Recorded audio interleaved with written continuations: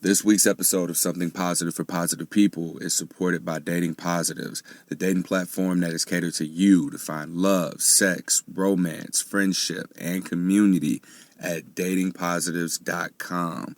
And it doesn't stop there, guys. Dating Positives also has a blog, WAXOH, which is called Waxo, and it provides resources on sexual health and wellness and the latest on lifestyle and culture.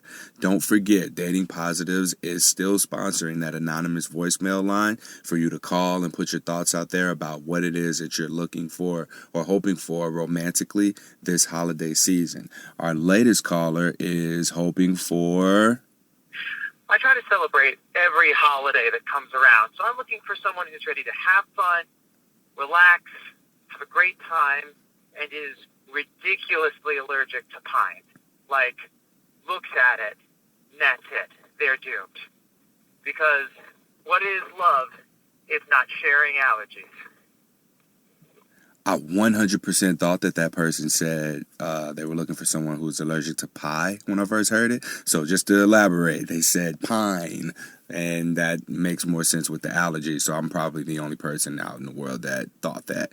So you can call and get involved with the conversation as well. It's safe, it's fun, and it's completely anonymous. So that number for you to call in is 833-YASLOVE. That's YASLOVE. And that phone number again in all numbers is 833-927-5683. And leave a voicemail response. And again, if you don't feel comfortable with that, you're more than welcome to just fire over a DM to Dating Positives on Twitter or Instagram and let them know what you're hoping for romantically this holiday season. So join the conversation, get involved. It's something that's just lighthearted and fun, and we're hoping to get some more that we can play on this podcast. So I'm looking forward to hearing more of these messages and sharing those with you guys. So that number again is 833-YASLOVE. That's 833-927-5683. Welcome to Something Positive for Positive People. I'm Courtney Brain. Something Positive for Positive People is a story of people who have gone through various forms of adversity and somehow made it through it or are thriving through it, and they present their stories of what the challenge was and how they were able to navigate through that challenge and leave us with a few takeaways to take into our lives. I know a lot of times we don't get to hear from people who are like us on like a financial level or a level of fame or influence or status. So what I want to do is just begin incorporating more of these stories of people who are facing some sort of a life challenge and how they're able to navigate through it in practical ways that we can all apply to our lives. So this is something that we're doing just to switch it up for you guys as the listener, so that these are things that you can apply to your own life as they relate. So today I'm here with Jewell. How you doing, girl? I'm doing well. How are you today? I'm well. And I never got to ask you, what are your pronouns? Yes, I love that. She, her, those two. Cool, got it. All right. So the conversation we had was strictly about HSV. And I didn't get to tell you this, but this is the first time I'm announcing it publicly, but I'm making the podcast more about what I talked about in the intro, just being about some sort of a life challenge. Because while STIs are a particular life challenge or a traumatic event, the takeaways from those and listening back through episodes of this podcast, I'm figuring out that you can interchangeably use herpes with any other sort of life challenge that makes you step back and evaluate whatever your situation is, and then by the end of it, you're left with a positive end result or situation. Like, you're left with some form of perspective that allows you to go out into the world with a more positive view, and you look back at that event as something that propelled you into that situation. So, yay, you're just as surprised as everybody else is that this is not just the STD podcast anymore. Your challenge in particular was, in fact, dealing with a herpes diagnosis, right? Yes. 2006, I was diagnosed. Okay. Genital herpes. I didn't know until recent years that you can also have HSV-1 in the genital region as well. My doctor never did the test to kind of figure out which one it was. So you just knew you had herpes genitally, right? Mm-hmm. What was going on around that time? Were you having an active outbreak? Did someone tell you, hey, you should go get tested? What happened there? No, I was having an active outbreak actually during sex. It was super painful. I'm like, yo, you got to stop. Something's wrong. I don't know what's going on. And I went to my gynecologist maybe like a day or two later. He looked at it and he was like, yeah, I think this is herpes. I was like, Just all nonchalant, just like that? Totally nonchalant. He gave me a topical cream to put on and he was like, go look up, go research on the internet. And that was about it. Oh, wow. All right. So after you leave the doctor's office, what's happening in your head? I was in shock. Really, I was in shock. And you know what's kind of crazy? Not until I reached out to you and have been listening to your podcast and was going back, recounting my history with herpes, did I think back. I actually had HPV as well, like a year before I was diagnosed with HPV, and my cervix had to get scraped. So it was like a huge blow a year later to have another STI, and I was just in like complete shock. And we don't talk about that a lot on this podcast, and a lot of guests always say, oh, well, it's so common. I got it removed, and that was that. Yeah, for me, it was that simple. I have friends that also that dealt with it in the past that I honestly can't even recount their stories. It's been so long ago, but my doctor's like, okay, so we can scrape this off. It was we didn't have to go to, like, I was in his office and there was no anesthesia or anything. He just like froze the cells and it was just that simple. And I've never had an abnormal pap smear since then. It's not something that I often think about until I started writing. I was like, oh shoot, I did have HPV too. And yeah. I don't know, maybe still have, because again, I didn't do much research after that. I don't know if those cells still stay within your body. I don't know. But you haven't had any issues with it since. No. You typed me a very, very well written email, so well written that when I was like, man, how long is this? It was like, all right, I'm going to call her so we can talk about this. In that email, I saw a lot of different things, but what stood out to me the most was, and this was closer to the end, just so you know that I was actually reading it, you mentioned some non-disclosures, right? Yes. So there were situations where you were aware that you had HSV and you did not disclose to people, correct? Yes.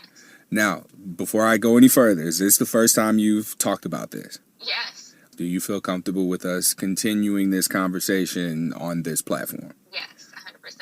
All right, because I got questions. I'm curious to know what made you include that in the email, because it didn't really seem relevant to you just feeling compelled to share your own personal experience. I think it is relevant. I mean, some could argue that maybe none of us would be in this situation or living with this type of STI or any type of STIs if our partners had disclosed. So I think the non-disclosures are just as important as the disclosures. And to be completely honest, like the title of the email that I sent to you is Body Count. So I'm going through the count like... Oh, that's why it was called Body Count. Yeah. I thought Body Count was the name of your yoga practice or something. No, not at all. Not at all. Oh, okay. All right. Keep going. Like, oh, shoot. Well, the count is getting kind of high as to the ones that I didn't disclose to. It's part of the story as well. It's my truth. So we're using this as an opportunity for us to educate and inform based on your experience. I want to know what goes through your mind, because I know people who haven't disclosed, and I know people who are in denial about having not disclosed. And then as someone who's not disclosed before, I've made excuses up in my head that these lies were completely justified in my own world, like in my space. It's like, all right, I don't have to disclose because ... Is this kind of what the similar experience was for you? How were you able to get through the act of being intimate with someone without having disclosed to them? I think I was in denial to some extent because I did go on antiviral medication almost immediately.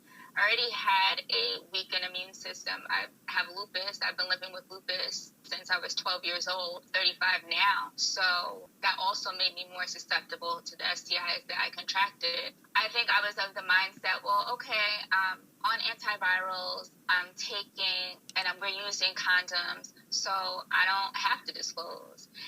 at that time when I was first diagnosed, I was dealing with this man who I was just so smitten with, and we were just so not a compatible match. And again, going back, reading my journals in preparation for all this and writing my email to you, I completely forgot that he had a girlfriend at the time that we met. I didn't know, but I found out later. And so I was diagnosed while we were still dealing with each other. And in my head, you know, if I disclose, then he's not going to want to deal with me anymore. And, you know, I'm going to be all alone by myself and nobody will want me. You know, the things that we all say to ourselves, which we know are not true, but at the time, like, that's what it truly felt like. So I kept it to myself. We weren't exclusive, so I was dealing with other men as well. And when I say dealing with, sleeping with, we come from a small town in Long Island, so kind of everybody knows each other. And one of the guys I did one of my very first disclosures, I told Kay. Kay is like, okay, well, did you tell M? I said, no, I haven't told him yet. He's like, all right, well, if you don't tell him, I'm going to. And I just froze. I got so scared. I'm like, no, you can't tell my truth. You just can't. This is my story to tell. You can't. I just panicked and freaked out. So the next day I called Kay back and I lied and I said, the doctor made a mistake. I don't actually have herpes, so don't worry about it. You don't have to tell him anything. And he's just like, all right, he accepted that as fact. I was like, whew. Yeah. Got that one out of the way. So Em and I continued to deal with each other for almost 3 years. But towards the end, because, you know, we weren't exclusive, I had wanted it to be exclusive, but it just was never going to be that. This was at the time of MySpace, so he met this woman on MySpace that lived in Virginia. He really wanted a child, and she had just had a baby. Maybe the baby was 4 or whatever months old, I don't know. But at the time where your uterus should still be healing post the kid. So he knew she was fertile, and they started having a sexual relationship, and she got pregnant early on into their relationship. And I think she contacted me on MySpace as well and was like, you know, let's talk. We started comparing notes with this guy, and once I really figured out, like, oh, shit, this is a big deal. She actually is pregnant by him. I had to disclose to her, and I said, hey, listen, I have genital herpes. You should get yourself tested for yours and the baby's sake. I'm so glad you did that. Yeah. I'm like, well, I couldn't have that on my conscience. And that was kind of like, you know, what sealed the deal between me and M. And I went back and later disclosed to him as well, because obviously, you know, the girlfriend told him. And he was sheepishly and was like, well, yeah, I have it too. We're talking about M here, right? Yes. All right. So did M know his status already? Is it possible that M transmitted it to you, or did you transmit herpes to M? I believe he transmitted it to me. Oh. Yeah. So his response was like, oh, shit, you got it now. Right. Was there further discussion with him? No, that was pretty much the end of our dealing with each other. Mm-hmm. He had, like, reached out, of course, you know, he wanted that old thing back after 2 months of me not speaking to him. So he tried to reach out again. We live in a small town, so our paths were going to cross regardless. But, yeah, that was kind of it for me. Many people will stay in a relationship, a situationship, or whatever kind of ship you want to call it, because they and that partner are now positive. Why were you able to walk away from that relationship rather than holding on to it like, oh, this is easy, I'm positive, he's positive, we can just keep having sex? It wasn't really a relationship. We weren't a good fit for each other. We really didn't spend much time with each other outside of the bedroom. We didn't talk about anything. We were just at 2 completely different points in our lives, and it just wasn't a good fit. It also worked out that I got a really awesome job in Texas, and I got to move like 2 months after all the blow up with his ex-girlfriend. So I got to start fresh and leave all that behind in New York, or so I thought. So you thought? Yeah. Well, I mean, leave the drama behind in New York, but I guess in some frame of mind, I was still in denial about having genital herpes. And I'm like, okay, well, if I'm moving to Texas, I'm from New York, I don't want to get involved with anyone down there seriously. I'm just down there for work. So it was okay to, if dating casually, if I was having sex with men, still using my antivirals and condoms, and it was okay. I didn't have to disclose. Okay. That was kind of my thought process. Was there any other medical advice that you were given, or were you aware that condoms don't protect you from contracting herpes at this point in time? My doctor gave me zero information. Whatever I found was on the internet, and I did see that on the internet, but it was just like, You now having tested positive for genital HSV in pursuits of new partners, did you ever have the sexual health talk at all? Was there ever a, hey, do you have STIs conversation at all? There were a few conversations like that. Well, a couple of conversations like that when I was still in New York, before I had moved to Texas. But it was never an exchange. It was only me disclosing and not asking the men what their statuses were, or, you know, for them to get tested, anything like that. It was only, I felt like the burden was only on me. And then, you know, all of these guys were clean, so to speak, although I don't like to use that phrase. Well, that's what the phrase that they use. So, I mean, I try to right. encourage use of the word clear. Yes. Like clear from STI or positive test results. So we can just try and stick with that if that's something. I mean, if you say clean, it's okay. We know what you mean. But yeah, I'll just clean up this podcast and make sure we delete that. I like that phrase better. We're going to go with clear. I like that. Cool. All right. Now, so you're having these discussions with the guys, well, with some guys, and you're putting it first sometimes. Can I ask you what made you choose who to and who not to disclose to? Well, while I was still living in New York, because I felt like you can't go into any situation wanting an honest, open relationship and you're lying. So, it's a lie by omission. So you're lying. So the two guys that I did disclose to in New York while I was still living there, I wanted a relationship with them. So that was why I disclosed and wanted to be honest about it. And then for the guys that you didn't disclose to, were these like one-night stands? Were these friends with benefit situations or what? Yeah, a little bit of both. There was one guy in Texas that I did actually continue to see for the whole entire 2 years that I lived in Texas that I didn't disclose. And it was an interesting situation because when we first started, we met through a mutual friend, and when we first started hanging out, it was just cool. Like, we were just friends. And then, you know, we started getting attracted to each other. And he said to me, he's like, oh, well, you know, he used the phrase, so I'm going to just repeat it. He said, I'm clean and I don't have any kids. So, you know, I'm interested in having a sexual relationship with you, or however he phrased it. And in my mind, I was like, okay, well, you didn't ask me anything, so I don't have to tell you anything. Yeah. To assume that I was in the clear too. And again, I'm still relying on the fact that taking antivirals, I know we're going to use condoms, so. That's interesting because I think that many people may find themselves in that situation where it's like, oh, well, they didn't ask. Because that was my mindset with the few women I didn't disclose to. I personally would just get drunk to not think about it, or I would just keep myself out of a situation where it was like, all right, well, I don't want to have to disclose, so I'm just not going to make a move or move forward in any interaction. But in the few times where it was like, here it is, Courtney, you want it or not, and it's like, she didn't ask. Or it's like, all right, I had my precautions that I took. It was like, all right, shower beforehand, clean the area pretty good, and then wear a condom and don't stick it all the way in. Like, there were such like pain in the ass precautions to take, and it just became easier to just deal with the potential rejection and then like have the guilt just not be there, because in not disclosing, I personally felt like shit. It was like, damn. And at some point after starting this podcast, I had to go back and make some very uncomfortable text messages, phone calls, and be like, hey, I got something to tell you. That leads me to my next question. Did you ever go back and disclose, or after you had sexual encounters with these guys, did you go back and disclose later? I did. And I think at least one of those reactions led to me also not wanting to disclose once I left New York. I disclosed to my high school sweetheart right before I moved to Texas. He was living in Pittsburgh. And I was like, all right, well, I've never been to Pittsburgh before. Let's go. I'm going to visit you and hang out. And I just didn't think it was anything. This was years after high school, years after we have ever had a sexual relationship. I thought I was just going to hang out with an old friend, right? But his mindset was, well, you're coming to stay at my apartment, so you should expect to have sex. Yeah. And I was like, okay, well, I'm stuck here in Pittsburgh.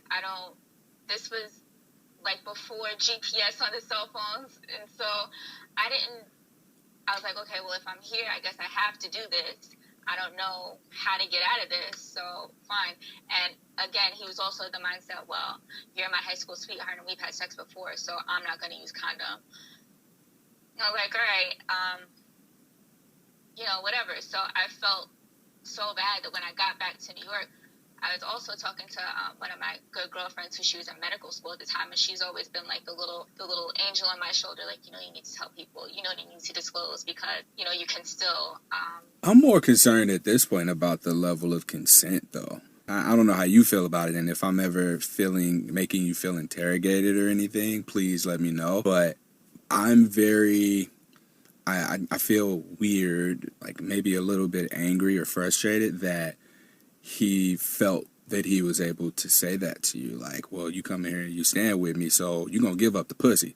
Is basically what I'm getting out of it that he said. Yeah. And for you to be in a situation where it's like, all right, I'm trapped. I'm either going to give it to him and there was no or for you. You felt like you had to do that. This is diving into a completely different topic, but it's a very important topic. Did you feel safe?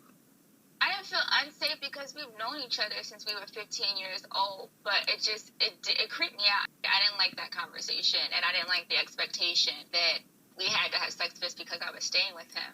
So you felt like you did not have a choice?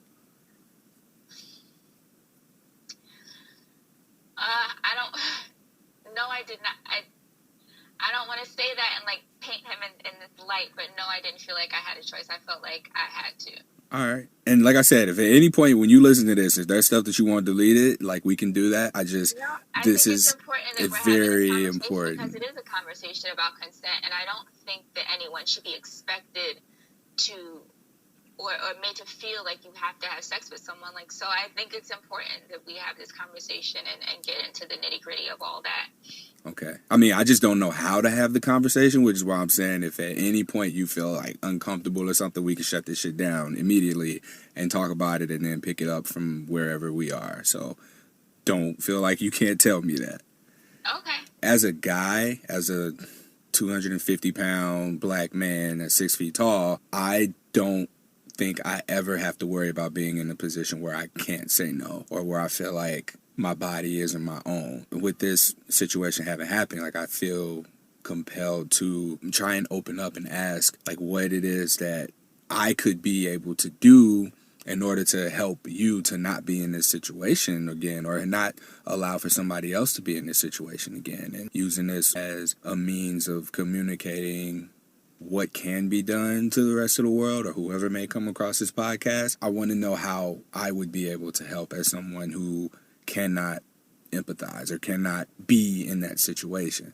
How can I, as someone who has not been a sexual abuse, sexual assault survivor, and I know you don't want to classify the situation we were just talking about as being in that category, but to me that's what it sounds like, because you weren't given an option to say no, and from what you've told me, you weren't given an option to say yes.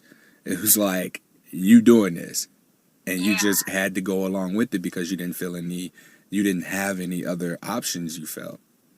Yes and no, because I was thinking about it too. Like, there were other options. Like, why? If I really didn't feel that comfortable, I could have called my mom. I could have called a friend. But I didn't. I just stayed there and kind of went along with it. So, to your question, how can men kind of stay away from this type of behavior? I would say, ultimately, just know that you don't have a right to anyone's body other than your own. I was listening to, I think it was the Sexpectations episode, literally right before we started recording this, and I thought it was really interesting how the woman on that episode, she was saying you can get really creative about consent, like make it a form of foreplay. Like, can I do this to you? And you almost have to kind of ask for consent every single time. Like, just because you've had sex with someone before, that doesn't automatically mean he or she has consented through, infinity. Like, it doesn't work like that. Yeah. So in closing, consent is not ongoing. Like, just because you receive consent on Saturday night doesn't mean you got consent on Sunday morning or into the following weekend. Or just because you had received consent in high school doesn't mean that at your retirement party it still applies. Right, yeah. So wrapping that up, we're just saying, like, as supporters of women and bringing awareness and inspiring some sort of action behind the topic of consent, as men, it is important for us to receive verbal consent and understand that at any given point, consent can be taken away. I know in the locker room and stuff, like, this was kind of how we talked. You'd be like, oh man, you know, I expect it. If she coming over here, flying all the way out here, like, it's expect. That's not consent. Like, that's, and that would almost be like our sense of what foreplay would be. The foreplay is, oh yeah, you gonna come out here? Oh yeah, you gonna stay with me? And it's everything but asking for consent to your body, for foreplay, for kissing, for penetration, for oral, whatever type of sex or kink or intimacy at all that is about to take place. Right. Damn. I really don't know how to close that. And I want it to be concluded where there's something to take away from that for people outside of what men can do. And I don't know the right language to use, so I'm thankful that you've given me the space to say the wrong shit if it's the wrong shit and ask these kinds of questions about it, because I know it's important. I know it's something that needs to be addressed and talked about. And that's a situation that, as you were talking, I was like, whoa, that's fucked up. But that's not something that most men would view as sexual assault or sexual abuse. It's like, it's coercion. I got you here and now you're in a position where you have to do the easy thing, which is to just stay here and let me do whatever I want to you. Or you can do the hard thing, which is call your parents and explain to them, hey, I flew out to see this dude and I thought we were just going to be hanging out, but he wants to have sex with me and I don't have anywhere else to go. Can you help me? You don't want to have that conversation. And I get it. I understand. And I thought about it before I took the trip, too, because I wanted to disclose to him, but I wanted to do it in a safe space. And I didn't feel like his apartment in Pittsburgh was a safe space to do it in. So I thought, okay, well, we could just hang out as friends. And I wasn't expecting that at all. You said this disclosure didn't go well, right? No, okay. Not at all. So when did you finally decide to disclose to him? So you had sex unprotected at his house, and then you went back home. Yeah, so I went back to New York, and maybe like a day or two later, I called him and I said, you know, I just wanted to let you know that I have genital herpes, and I wanted to tell you, you know, before we had sex again, but wasn't quite sure how to. Part of me is like, fuck you, dude. You didn't give me a choice, so here you are. So he took a moment, he hung up on me and was like, all right, I'll call you back. And he called me back and just went straight flip mode, like. Well, what could he have said? It's like, you didn't give me a choice. I thought I was coming here to hang out, and here we were. To date, this is the worst disclosure response that I've ever had, and I almost regret sharing this on the podcast because I don't want newly diagnosed people to think that this is really how it is. He had the worst response ever.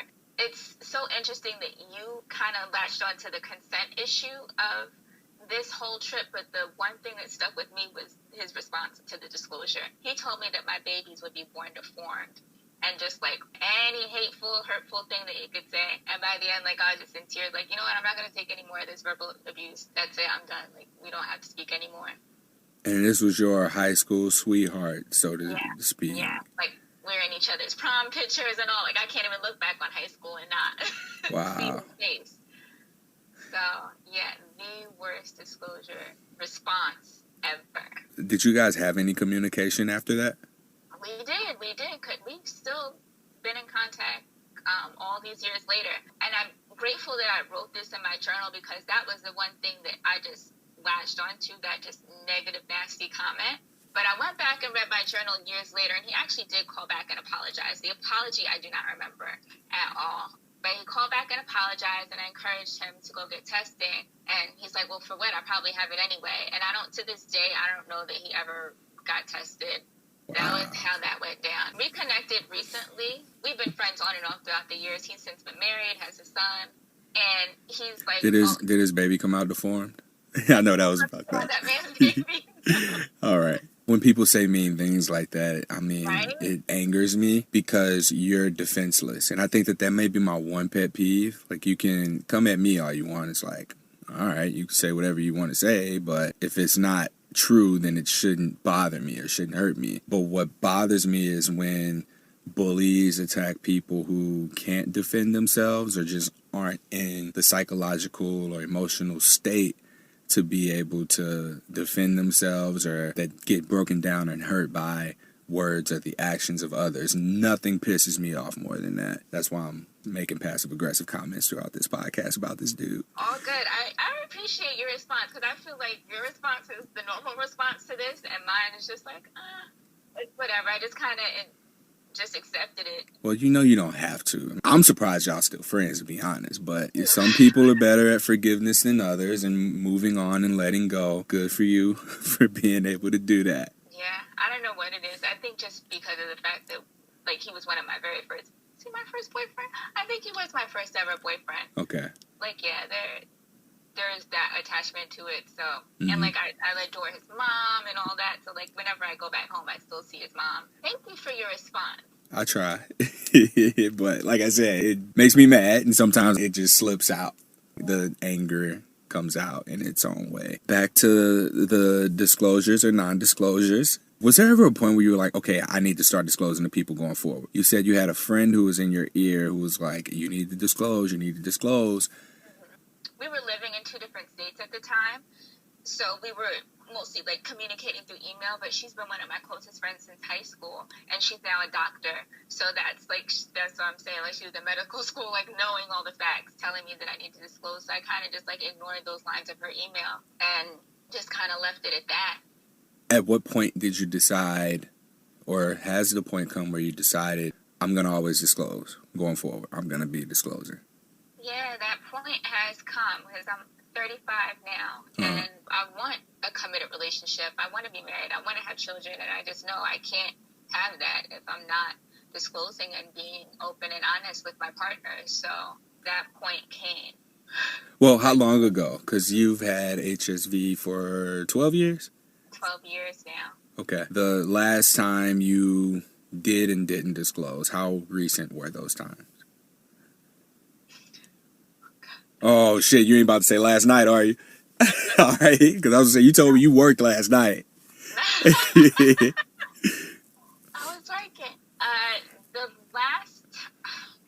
Man, you're going to make me be real honest. We talked about this, and I think that it's important to understand that while it's a very uncomfortable conversation, uncomfortable topics have come up, too, about consent, sexual abuse. This is what it looks like to have a conversation. There's no perfection, and we're talking, so it's not like we're typing back and forth to one another where I can Google the right response to this thing, and you can take a minute and think, well, what does he want to hear versus what do I tell him? There's none of that happening right here. This is a real exchange of conversation. This is real, and people don't get to experience this, and I think that that's something that contributes to the challenge of talking about consent, the challenge of men being aware of what sexual abuse, sexual assault looks like, and understanding our role in this. Women to be able to see, I've been in that situation before. I was sexually assaulted. I felt like I couldn't say no. Anybody who can relate to your story, or anyone who hears this and now has a broadened or expanded perspective from both your point of view and then my point of view as someone who has no idea what this is like, but we're trying to create a bridge between us of communication that allows for us to understand where the other person's coming from and be able to have this conversation later. And for the participants of this, or the observers or the listeners of this conversation, to be able to take this into whatever conversations they go into later that may be uncomfortable. So this is how you have it. I mean, you create the space where it's safe, and I've offered you plenty of opportunities to, at any point, like if this episode goes live as is, it was because you consented to it going live. Cool. I was so blessed in my career that I was able to move throughout the country. So after I left Texas, I was laid off, but that created space for me to move to LA, which I had wanted to move to my whole life. So the 2 men, no. Wait, we talking about the last time you disclosed or didn't disclose? Well, I'm getting there, but I'm just going to say. So in LA, it was disclosure is not disclosure. It's cool. Well, not cool. But then moved to Chicago.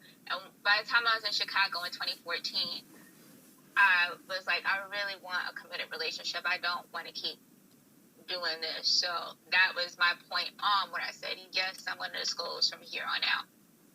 Fast forward until 2017, I think it was. I reconnected with a friend of mine from college, and we had always had this attraction to each other. We graduated from college in 2005.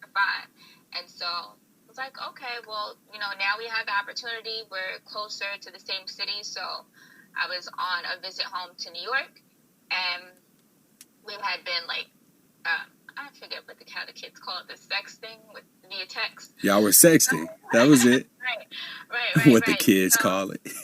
Like, okay, I'm going to his house. I know, like, I was ready for it to go down. So consent was given. Consent was given. Okay. And his response, so that's supposed to make me not want to fuck you? I was like, oh. Like, oh, this was after you disclosed. Right. Okay. It's like, okay, yeah, so we're in there. So, but yeah, that relationship didn't come together the way that I wanted it to, and our friendship is almost all but fizzled out. But in that time frame, also, like, while I was in Chicago, I also made the decision that I don't want to share my body with people who don't want to be in a relationship with me. So I was trying to be celibate. So I would go for like a year stretch without having sex with anyone, and then meet someone who I thought could possibly happen with. So I was on stretches for like a year of not having sex. Ooh. So, yeah. So that was cool, and I met some really good dudes, had some really great conversations, and was connecting on a different level with men, and I really enjoyed that. So when things went left with this friend in 2017, that kind of set me off on that path again to not wanting to have sex with anyone. But then, like me, I had an urge, and my birthday weekend of 2017 was really awesome. I was in a new city, moved back to the East Coast. I'm now in Newark, and met this young man who I could just tell he just wanted me. So I didn't disclose to him, and that was over the summer. We had like a little summer fling for a couple months. That was it? You just didn't disclose to him? Did you end up telling him later, or the relationship just ended? I didn't tell him later. He actually ghosted me. So yeah. So I don't know if the opportunity would have came up, would I have disclosed to him? Because we were just at two different points in our life. He's much younger than me. I was getting my cougar on for a bit. So I don't know. In my head, that was like the justification as well. Like, we're not really going to be in a relationship. This is just sex. So. Well, let me ask you this. Do you think that he could have ghosted you because he ended up testing positive, and maybe he had other partners and didn't know where it came from, and was just like, oh shit, I don't want to contact her anymore because I don't want her to know that I have herpes? I don't think so, because he reached out a month later and was like, I felt really wrong for ghosting you. He just has a lot of shit going on in his life. When you're young, early 20s, you're still trying to figure shit out. And so I think that was more to do with it than anything. Okay. So to date, are you aware of any partners that you may have passed herpes on to? Have any of your previous partners tested positive, as far as you know? Any of the ones that I've disclosed to, they've never told me, like come back and told me any of their test results. And then there's one who I disclosed to after we had sex, like years later. He did a little stint in prison, in federal prison. So he's like, yeah, they tested me for everything there. So, I'm good. But he's also since gone out to have a baby and has a girlfriend and all that. So I would assume that they're all in the clear. But no one has ever come back and told me one way or the other. But I also think, I don't want to generalize, but typically Black men do not go to the doctor unless something is wrong. That's a man thing. Yeah. Men in general.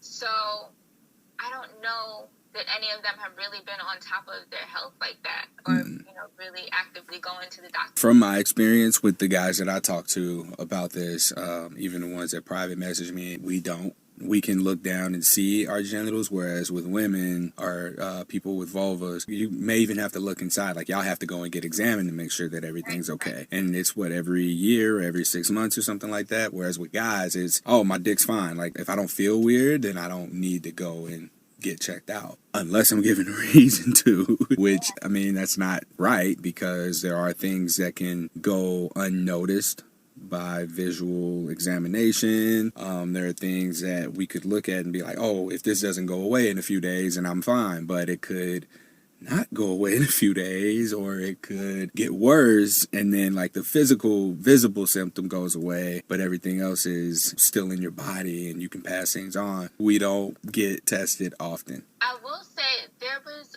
one of my partners, I forget why I ended up disclosing to him, but years after we had sex, and he was like, oh, I have it too, but he has oral HSV, and he never performed oral sex on me, so I don't think that he got it from me. Okay. Did you get all your confessions out?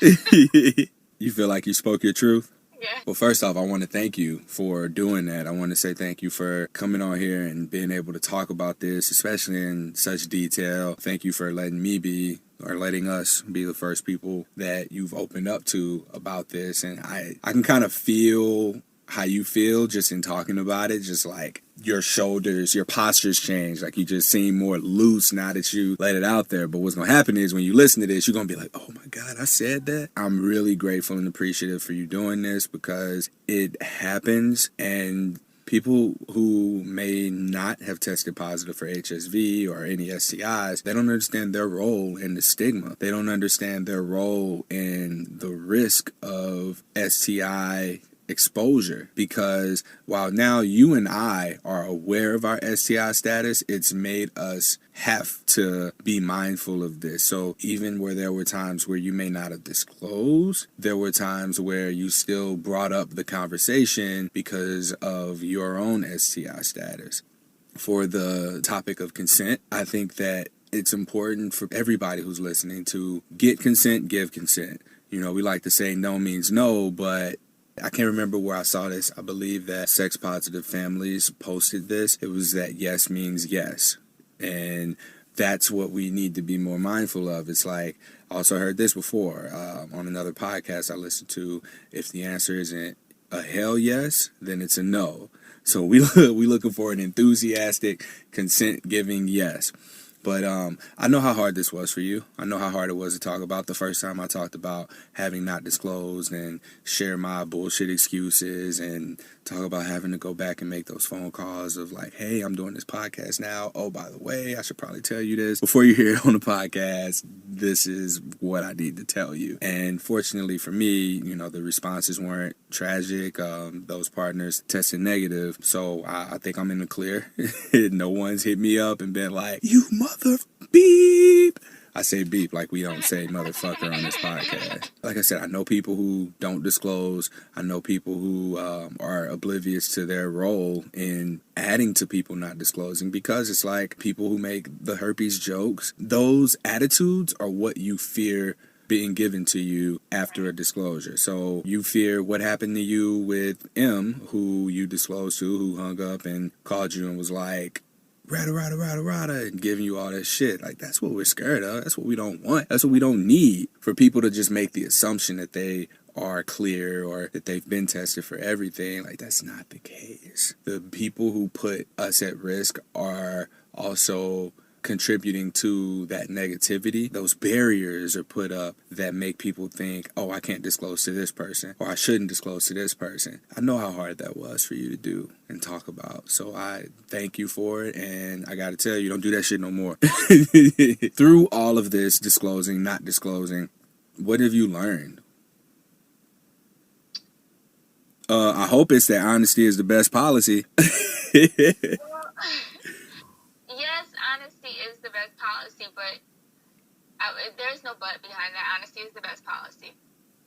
I would say, though, the biggest takeaway from me, though, is to have more of a conversation. And it's not just about me disclosing. It's about having more of a conversation around my partner's sexual health as well. Because in all of the men that I've disclosed to or not disclosed to, we've never talked about any of them. Well, maybe one.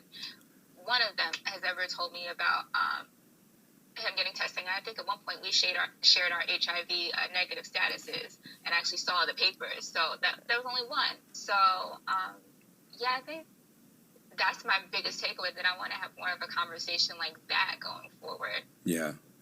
All right. And despite the outside of the HSV, the disclosures, non-disclosures, and the conversation of consent, who are you? What you got going on in your life? Man, so much, so much. So in all these bouncing around from state to state, I was actually working in the corporate fashion industry, chasing my dreams there. And I'm just so grateful that I had that time, that chapter in my life. But I was most recently laid off from Nike while I was in Chicago. And that prompted me to move back to East Coast to start my yoga business. So it's been a journey for the past year, not working full time and trying to be self-employed on my way to entrepreneurship. But it's been a load off of my shoulders for sure. I'm not as stressed as I used to be. I mentioned earlier that I have lupus as well.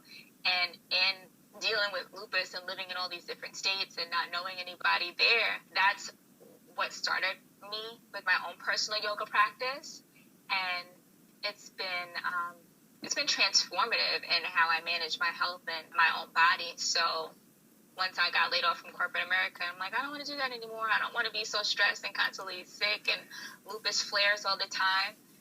And now I can share with other people how when you de-stress, you can manage your illnesses. You can have better mental and physical health, and you're truly just an overall better person for it. Do you have any advice or anything that you want to give to anyone who may be on the fence about whether or not they should disclose? Disclose. Do it.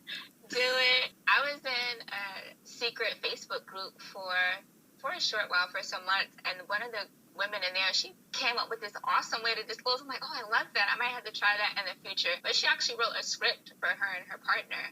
And it went through a whole storyline, and towards the end of the story, that's when it got to the disclosure part. So it's just a really smart way. Like, there's so many creative, different ways that you can use to disclose.